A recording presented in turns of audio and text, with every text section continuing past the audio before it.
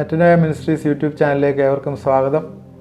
നമ്മൾ 1000 ആണ്ട് വാഴ്ചയുടെ കാര്യങ്ങൾ ചിന്തിച്ചുകൊണ്ടിരുന്നു. കഴിഞ്ഞ എപ്പിസോഡിൽ 1000 ആണ്ട് വാഴ്ചയിൽ അവിടെ ചില ഡിപ്പാർട്ട്മെൻറ്റുകളില്ല എന്ന് പറഞ്ഞു. ആഭ്യന്തരം, ഡിഫൻസ്, എനർജി, ഹെൽത്ത്, ഇങ്ങനെയുള്ള ഡിപ്പാർട്ട്മെൻറ്റുകളൊന്നും ഇല്ല എന്ന് പറഞ്ഞു. ഹെൽത്തുമായിട്ട് ചേർന്നിട്ടുള്ള കാര്യങ്ങൾ നമ്മൾ സംസാരിച്ചിരുന്നു. ആക്സിഡൻ്റ് ഇല്ല, വാർദ്ധക്യമില്ല, അതൊന്നും ഭൂമിയിലില്ല. വെതർ ചേഞ്ചസ് ഒന്നും ഇല്ലാത്തതുകൊണ്ട് ഇല്ലല്ലോ.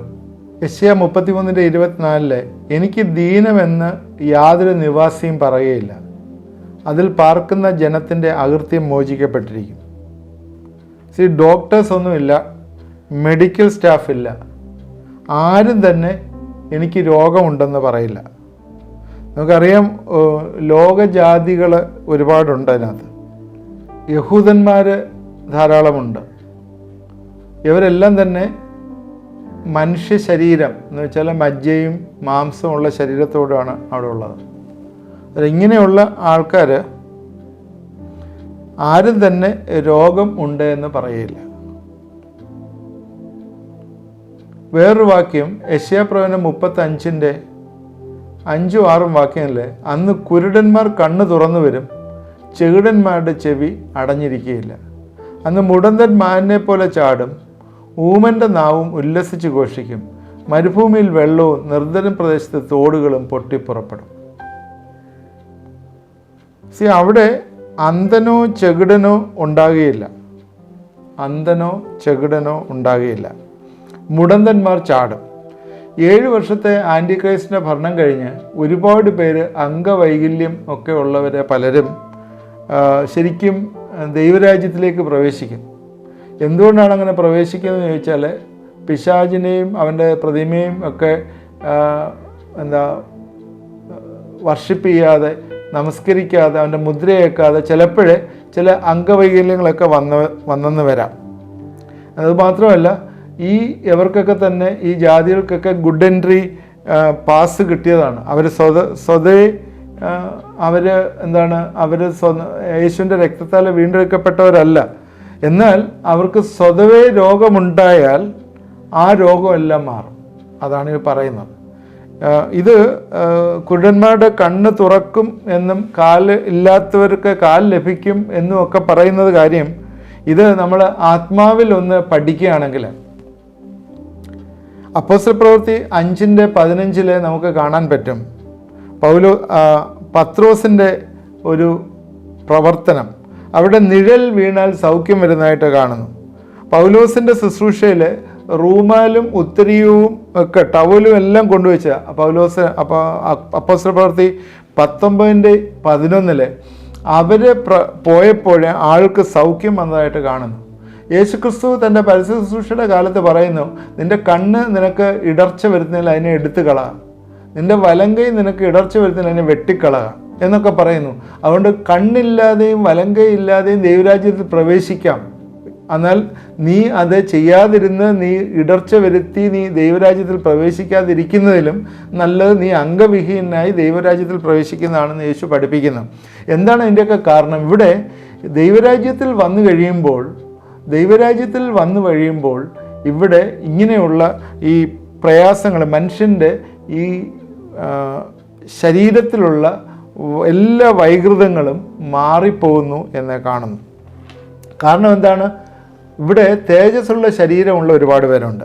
ഇതുമായിട്ട് ബന്ധപ്പെട്ട് പഠിക്കുക. പൗലോസിൻ്റെ ജീവിതവും പത്രോസിൻ്റെ ജീവിതവുമായിട്ട് ബന്ധപ്പെട്ട് നമ്മൾ ആത്മാവിൽ പഠിക്കുമ്പോൾ മനസ്സിലാവും, തേജസ്സിൻ്റെ ശരീരമുള്ളവരുണ്ട്. നമ്മളൊക്കെ തേജസ്സിൻ്റെ ശരീരമാണ്. നമ്മളവരുടെ ഇടയിൽ കൂടിയൊക്കെ നടന്നു പോയാൽ മതി, ഈ അംഗവൈകല്യരൊക്കെ സൗഖ്യമാകും. അത് നമ്മുടെ ഡ്യൂട്ടിയാണ്. ദൈവശക്തി നമ്മൾ കൂടി പ്രവഹിക്കും. ദൈവത്തെ അറിയുന്ന ഒരുപാട് ശക്തികളെ, പവറുള്ള ആൾക്കാർ അവരുടെ ഗ്ലോറിഫൈഡ് ബോഡി, മഹത്വമുള്ള ബോഡി ഈ ജാതികളുടെ അംഗവൈകല്യം ബാധിച്ചവരുടെ ഇടയിൽ കൂടെ ഒക്കെ പോകുമ്പോൾ അതൊക്കെ എത്ര മഹത്വമുള്ള ഒരു പ്രവർത്തനമാണ് നടക്കുന്നതെന്നറിയാം. എന്ത് മനോഹരമാണ്. അതെല്ലാം മാറി അവരുടെ പ്രയാസങ്ങളെല്ലാം മാറുന്നതായിട്ട് കാണാം. അവിടെ നമുക്ക് കണ്ണാടിയുടെ ആവശ്യമില്ല, സ്പെക്സിൻ്റെ ആവശ്യമില്ല.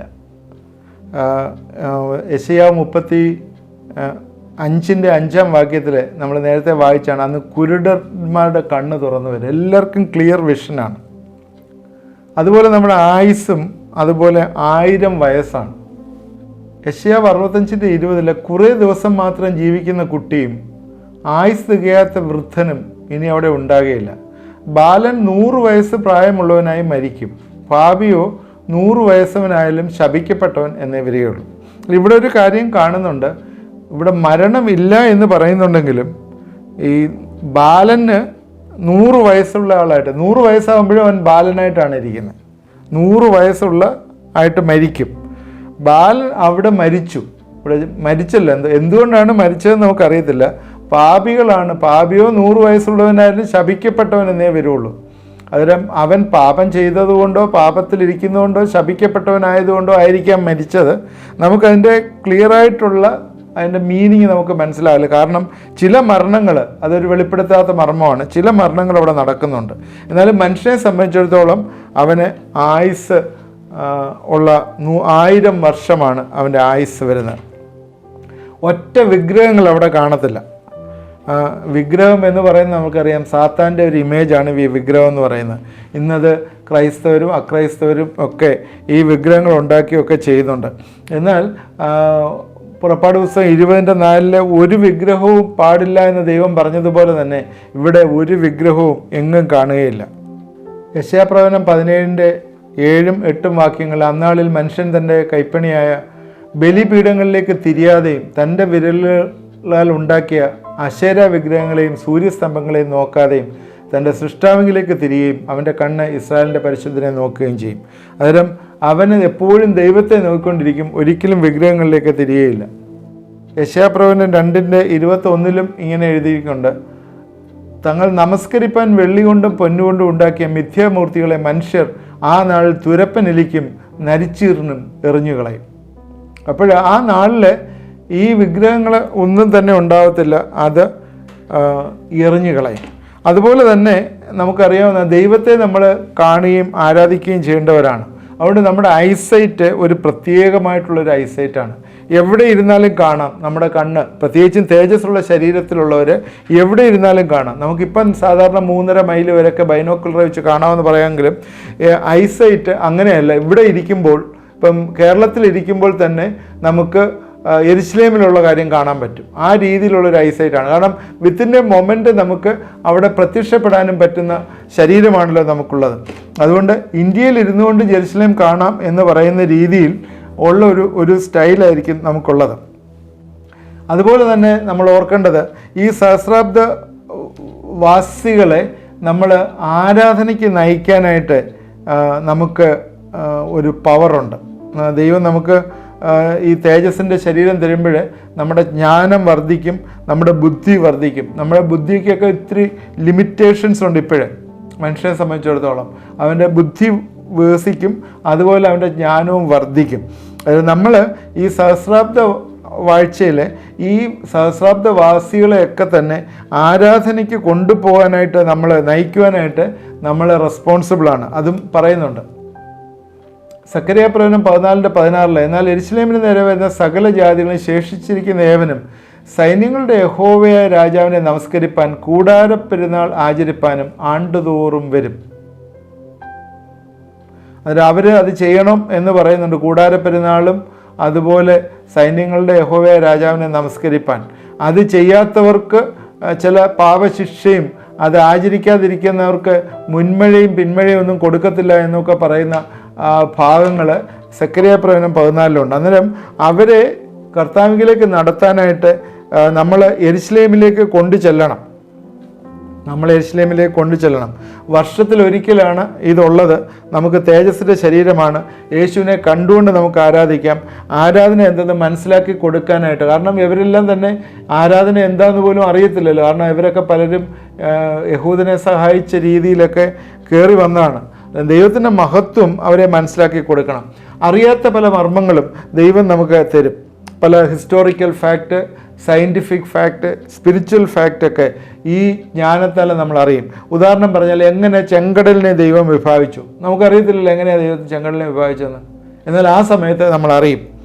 അതുപോലെ തന്നെ മെഡിക്കൽ സയൻസിൽ നമുക്ക് പല കാര്യത്തിലും ഉത്തരമില്ലാത്ത പല സാധനങ്ങളുണ്ട്. അതിൻ്റെയൊക്കെ ഉത്തരം ദൈവം നമുക്ക് തരും. അതുപോലെ മന്ന വന്നു, ആകാശത്ത് നിന്ന് മന്ന വന്നു. എങ്ങനെയാണെന്ന് അറിയത്തില്ലല്ലോ നമുക്ക് ആകാശത്ത് നിന്ന് എങ്ങനെയാണ് മന്ന വന്നതെന്ന്. അത് അതിൻ്റെ ജ്ഞാനം നമുക്ക് വരും. കാനാവിലെ കല്യാണത്തിൽ വെള്ളം വീഞ്ഞാക്കി എങ്ങനെയാണെന്ന് നമുക്കറിയത്തില്ലല്ലോ. ആ മർമ്മം നമുക്ക് ദൈവം വെളിപ്പെടുത്തി തരും. അത് ഇങ്ങനെയൊക്കെയുള്ള ഇതുവരെയും മനുഷ്യന് മറഞ്ഞിരിക്കുന്നതായിട്ടുള്ള പല മർമ്മങ്ങളും ദൈവം നമുക്ക് വെളിപ്പെടുത്തി തരും. കാരണം നമുക്ക് വലിയ ബുദ്ധിയാണ്, വലിയ പരിജ്ഞാനമാണുള്ളത്. അതായത് നമ്മളെ സംബന്ധിച്ചോളം നമ്മൾ ആരാധിക്കുക, മറ്റുള്ളവരെ ആരാധിപ്പിക്കുക, ഒരു പെർഫെക്റ്റ് വർഷിപ്പ്, സ്വർഗീയമായിട്ടുള്ള ആരാധന അവിടെ നടക്കുമ്പോൾ നമ്മൾ ആരാധിപ്പിക്കുക, ഇതെല്ലാം തന്നെ നമ്മൾ ചെയ്യാനായിട്ട് നമ്മളെക്കുറിച്ച് എക്സ്പെക്റ്റ് ചെയ്യുന്നു. ഇതിൻ്റെ മർമ്മം പറഞ്ഞു കൊടുക്കുക. ഇടയ്ക്കൊക്കെ നമ്മൾ യാത്ര ചെയ്യേണ്ടി വരും. എന്ന് വെച്ചാൽ സൗഹൃദ സന്ദർശനമൊക്കെ നടത്തണം. ഉദാഹരണം പറഞ്ഞാൽ എത്യോപ്യൻ ഷണ്ണനെ സ്നാനപ്പെടുത്തിയ ശേഷം ഫിലിപ്പോസിനെ 45 കിലോമീറ്റർ അകലെയുള്ള അസ്തോദിൽ കണ്ടു എന്ന് പറയുന്നത്. ആരാണ് അസ്തോദിലേക്ക് കൊണ്ടുപോയത്? അവൻ പ്രത്യക്ഷനായി, അവനെ എടുത്തുകൊണ്ട് പോയി എന്ന് പറഞ്ഞ പോലെ അത്യാവശ്യമായ ചില യാത്രകളൊക്കെ നമ്മൾ ചെയ്യേണ്ടി വരും. അത് ആളുകൾ കൂടെ ഇരിക്കാനും അവർക്ക് ഫെലോഷിപ്പ് കൊടുക്കാനും ഒക്കെയാണ്. നേരത്തെ നമ്മൾ സംസാരിച്ചു, നമുക്കവിടെ തേജസ്സിൻ്റെ ശരീരമുള്ളവർക്ക് ഭക്ഷണത്തിൻ്റെ ആവശ്യമില്ല എന്ന് നമ്മൾ സംസാരിച്ചിരുന്നു. എന്നാൽ ഈ തേജസ്സിൻ്റെ ശരീരമുള്ളവർക്ക് ഭക്ഷണത്തിൻ്റെ ആവശ്യമില്ലെങ്കിൽ ഇടയ്ക്ക് കൂട്ടായ്മയ്ക്ക് വേണ്ടി ആളിനോട് ചേർന്ന് ഭക്ഷണം കഴിക്കാനായിട്ട് നമുക്ക് പറ്റും. ആർക്കും അവിടെ ഭയമില്ല, കള്ളന്മാരില്ല, ഇരുട്ടില്ല എന്ന് കാണാം. ഇനിയും ഈ സഹസ്രാബ്ദ വാഴ്ചക്കാലത്ത് അവിടെ യെരുശലേം ദേവാലയം ഉണ്ടായിരിക്കും. അതെങ്ങനെയാണെന്ന് ചോദിച്ചാൽ മഹോദ്രവ കാലത്ത് ഒരു ദേവാലയം ഉണ്ടാക്കും. മഹോദ്രവ കാലത്ത് ദേവാലയം ഉണ്ടാക്കും എന്ന് അതിൻ്റേതായിട്ടുള്ള കമ്മിറ്റിയുണ്ട്. ടെമ്പിൾ ഇൻസ്റ്റിറ്റ്യൂട്ടും ഒക്കെ ഇപ്പോഴും ഓൾറെഡി യഹൂദന്മാരുടെ ഉണ്ട്. അവർ ആ ടെമ്പിള് കൺസ്ട്രക്റ്റ് ചെയ്യും. അതിനുള്ള കാര്യങ്ങളെല്ലാം റെഡിയായിരിക്കുകയാണ്. അതുപോലെ യാഗത്തിന് വേണ്ടി റെഡ് ബുള്ള് വരെ റെഡിയാക്കി വെച്ചിരിക്കുന്നു എന്ന് നമ്മൾ ഇൻ്റർനെറ്റ് വഴിയൊക്കെ സെർച്ച് ചെയ്താൽ നമുക്ക് കാണാം. റെഡ് ബുള്ളിനെയൊക്കെ റെഡിയാക്കി വെച്ചിരിക്കുകയാണ്. അതുപോലെ അവരുടെ ഏപ്രൺ, അവരുപയോഗിക്കുന്ന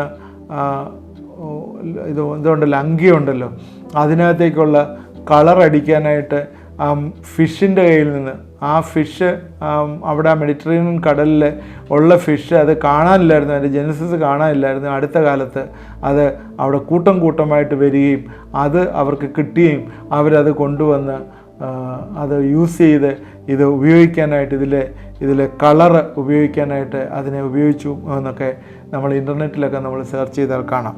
എന്തായാലും ദേവാലയം പണിയാനുള്ള എല്ലാ സ്റ്റേജും സെറ്റപ്പായി.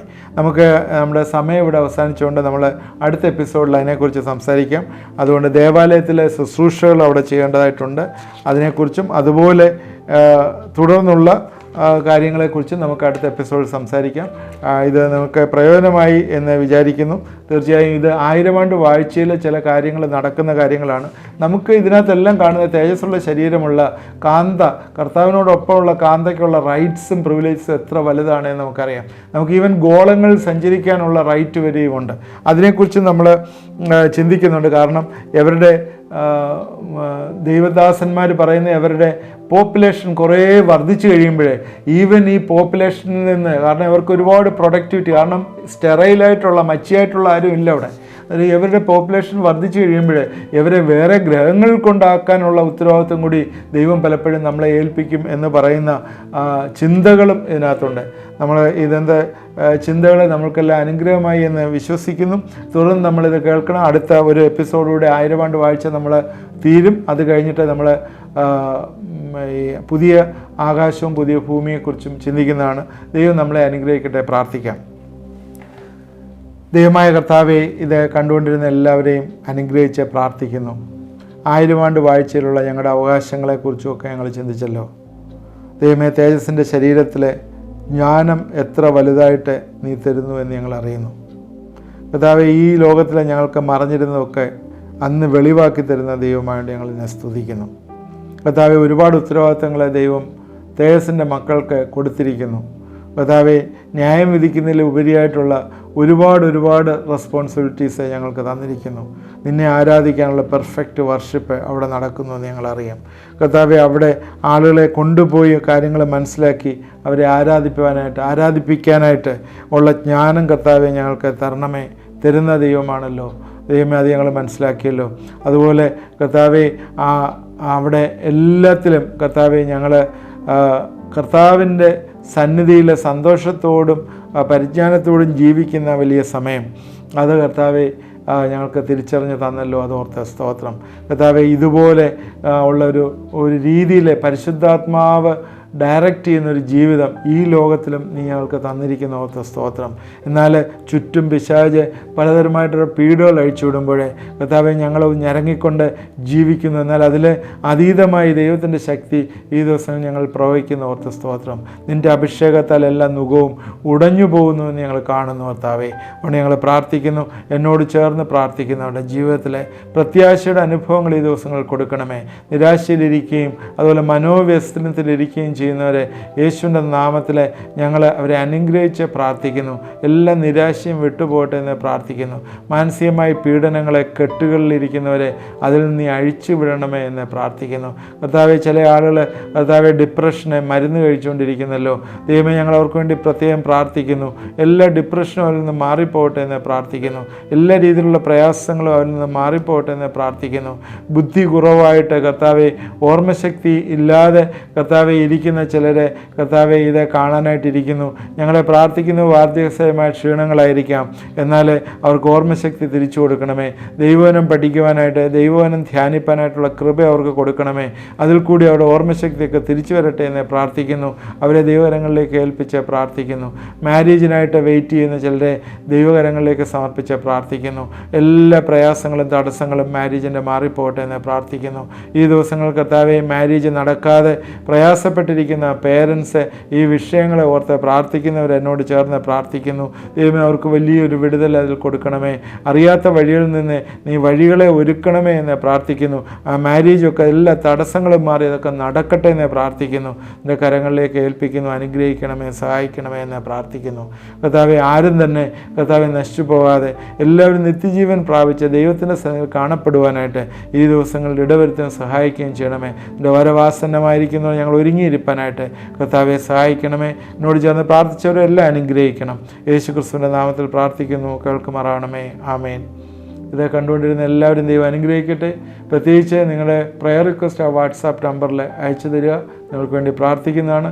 ആരെങ്കിലുമൊക്കെ എന്തെങ്കിലും പ്രാർത്ഥനയിൽ കൂടി ഒരു വിടുതൽ നിങ്ങൾക്ക് പ്രാപിച്ചെങ്കിൽ അത് ഞങ്ങളെ അറിയിച്ചാൽ ഞങ്ങൾക്ക് സന്തോഷിക്കുകയും ദൈവത്തെ സ്തുതിക്കുകയും ചെയ്യാനുള്ള കാരണമായി തീരും. പ്രത്യേകിച്ചും ഇത് നിങ്ങൾ എല്ലാ ദിവസവും വാച്ച് ചെയ്യണം. നിങ്ങളുടെ ഫ്രണ്ട്സിന് ഷെയർ ചെയ്ത് കൊടുക്കണം.